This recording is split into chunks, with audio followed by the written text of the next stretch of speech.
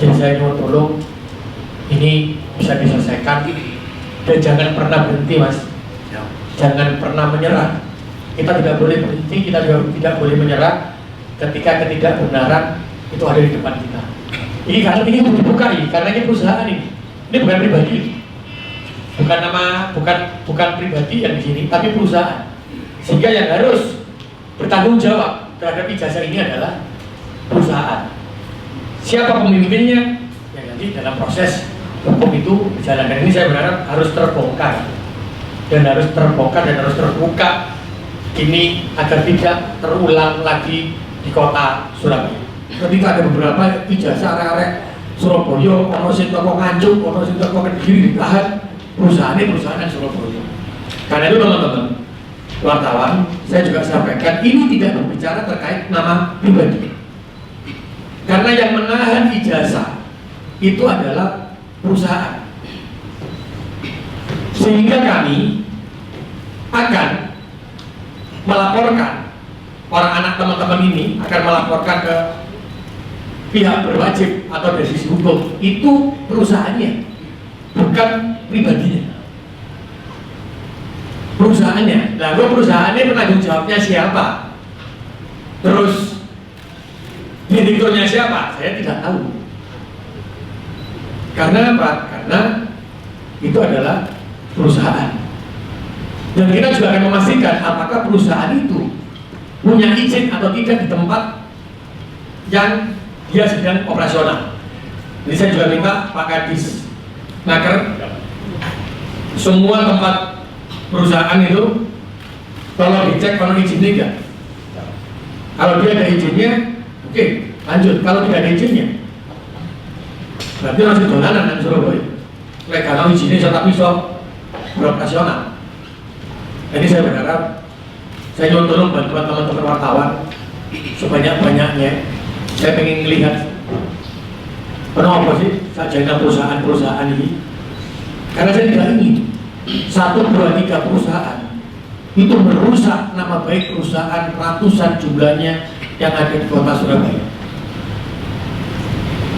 Karena kejadian ini akhirnya ngomong Surabaya perusahaan rusak kabeh. Nyor Pak, Surabaya Pak.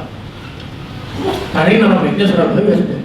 Saya nyuruh tolong nanti Krisno Yuwono ini mendampingi teman-teman yang ada di mana, di Polrestabes besok.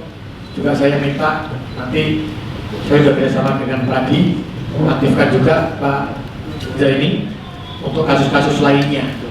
Saya ini Jarno Wahyu Krisno Yuwono. Kasus lainnya banyak. Sekali lagi teman-teman, ini tidak bisa saling menfitnah, tidak bisa saling menjatuhkan. Ini soalnya tanda terima itu tanda terima perusahaan. Maka yang harus dilaporkan ini perusahaan ini adalah menjaga kondusivitas kota Surabaya. Yang kedua, ini adalah memberikan kepastian hukum untuk para investor yang akan masuk di kota Surabaya. Iklim investasi harus saya jaga, baik dari sisi pengusahanya maupun dari sisi pekerjanya. Jadi teman-teman, ini sudah akan didampingi oleh lawyer yang akan disiapkan penuh oleh pemerintah kota Surabaya.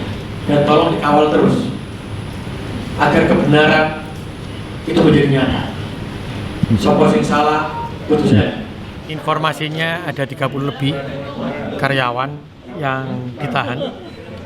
Ijazah perusahaan. Beda perusahaan.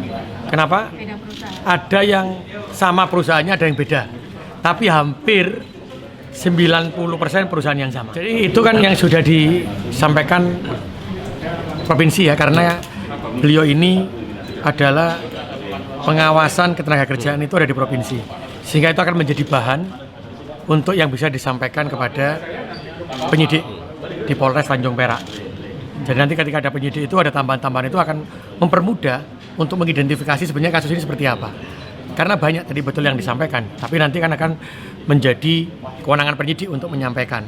Sehingga saya berharap teman-teman mengawal ini terus ya. Dikawal terus, jadi sing salah iki seleh, yang selalu saya katakan itu. Tapi kalau besok kehadirannya Pak Wali ke Polres Pelabuhan Tanjung Perak untuk apa Pak? Untuk mensupport teman-teman dan memastikan bahwa teman-teman ini didampingi oleh pengacara. Karena saya tidak ingin lagi teman-teman ini takut iki mau arek-arek Surabaya sing ijazah ya ditahan kabeh. Kenapa ini saya harus mensupport dan mendampingi? Karena ini sudah nama baik kota Surabaya. Ketika gaduh seperti ini, ketika rame seperti ini, bukan lagi nama perusahaan, tapi ngomong, kota Surabaya itu loh, kota Surabaya itu loh. Anu ya perusahaan-perusahaan itu koyo ngene lho. Akhirnya dikebiau ya. Padahal di kota Surabaya ini perusahaannya banyak. Dan tidak semuanya seperti ini. Karena yang menahan ini adalah perusahaan, bukan orang perorangan. Jadi biarkan saja nanti itu akan bergulir kebenarannya di mana.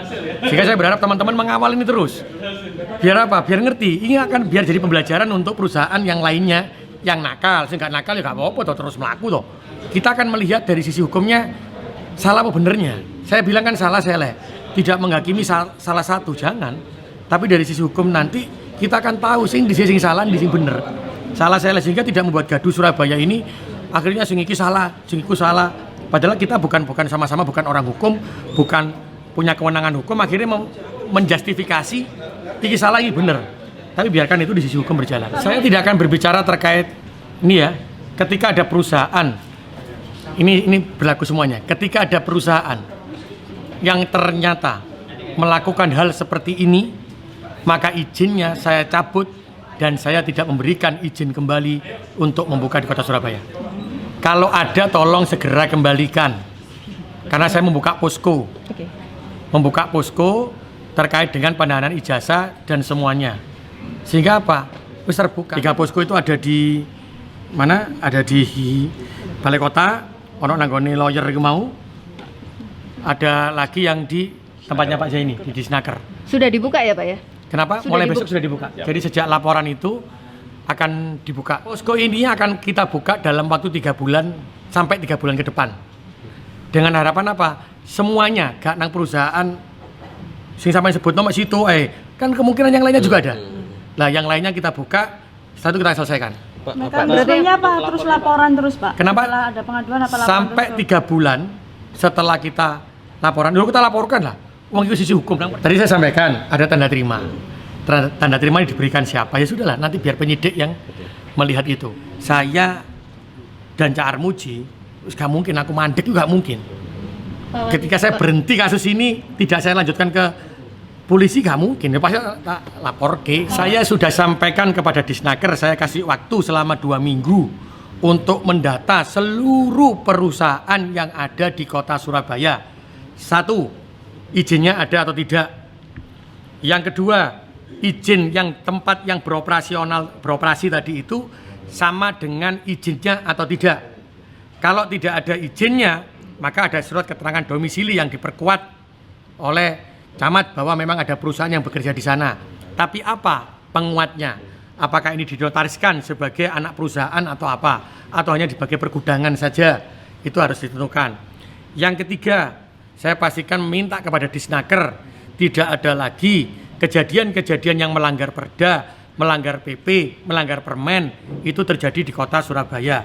Apakah itu penahanan ijazah, apakah itu kegiatan yang lainnya yang tidak sesuai dengan PP, Permen dan Perda, maka ini harus diselesaikan.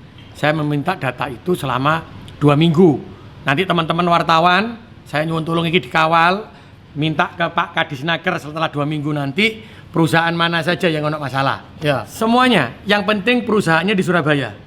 Karena apa? Kalau orang itu di luar Surabaya, bekerja di Surabaya, perusahaan yang ada di Surabaya, lek perusahaannya elek atau perusahaannya nakal, orang bilang begitu, perusahaannya itu menyakiti orang lain, tidak memenuhi kewajibannya atau menghilangkan haknya karyawan, maka perusahaan itu ada di Surabaya. Berarti sing elek kota Surabaya, seperti bar, seperti pengawasan itu ada di provinsi. Tapi kami bisa memberikan masukan. Ambil tak cabut, saya sampaikan ke provinsi. Karena meskipun kami tidak bisa memberikan pengawasan, tapi ketika kami diberikan oleh informasi oleh warga, maka kami bisa melakukan evaluasi terhadap AMDAL meskipun dia itu. Berarti kok tetap oleh buka tapi tidak di bidang yang sama, itu aja sebenarnya.